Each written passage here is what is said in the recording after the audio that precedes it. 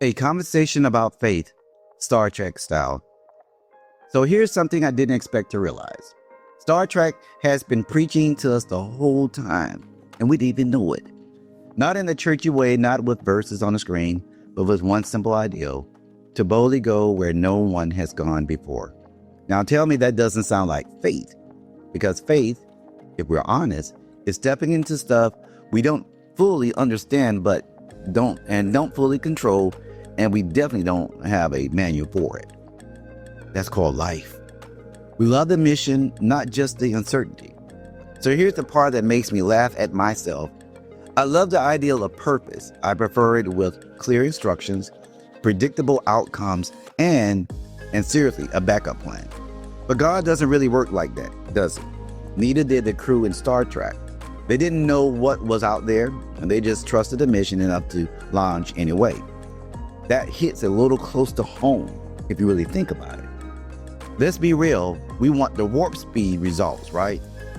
We want growth fast, answers now, clarity immediately, but here's the truth. You can move fast and still be completely off course, right?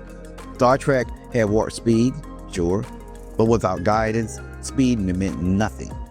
Same with us.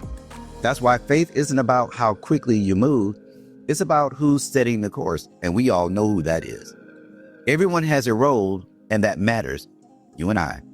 Another thing I loved, not everyone was the captain, all right? Some people fix things behind the scenes, some people analyze data, some people heal wounds, and some people just made sure that the communication didn't break down. Nobody was extra, and nobody was unnecessary. And that's comforting, because sometimes you don't feel flashy or visible, but you're still essentially to the plan. Purpose isn't about spotlight, it's about contribution. So the unknown isn't the enemy. I want you to get this one, okay? So here's the shift that stuck with me. The unknown wasn't something to fear.